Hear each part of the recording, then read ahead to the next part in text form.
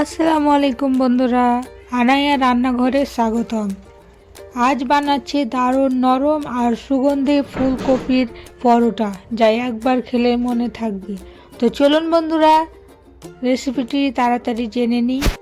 প্রথমেই আমরা ফুলকপিটাকে ভালোভাবে নুন হলুদ দিয়ে সিদ্ধ করে নিয়েছি।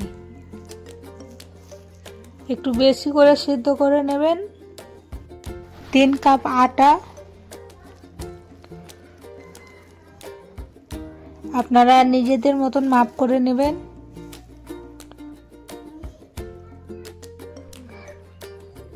জিরে, কালো জিরে, ধনে পাতা কুচি, লঙ্কা কুচি, আর এখানে পেঁয়াজ কুচিটা দিয়ে দিলাম।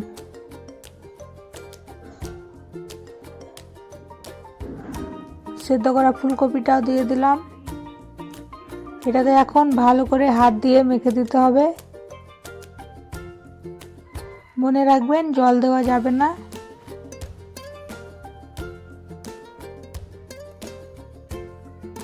সবকে ভালোভাবে মিশিয়ে নেবেন।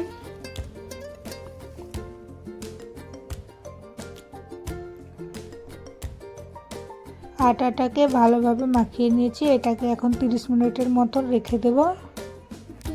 এতে পরোটা নরম হবে। 30 মিনিট পরে আমরা এটাকে পাতলা করে বেলে নেব।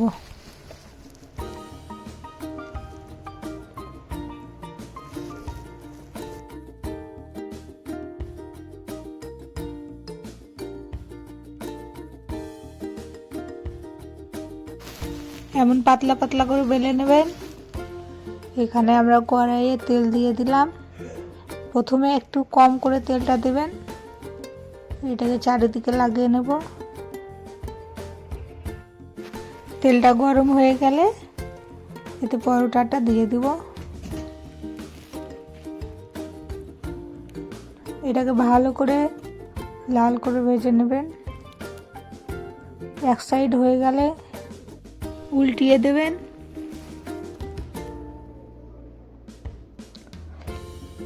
এখন এতে একটু সরিষার তেল দিয়ে দেব।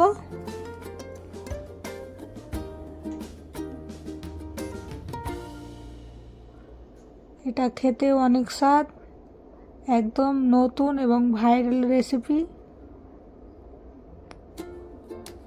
এরকম লাল করে ভেজে নেবেন। আর ভিডিওটি ভালো লাগলে অবশ্যই একটি লাইক দিবেন আর চ্যানেলটিকে সাবস্ক্রাইব করে পাশে থাকবেন।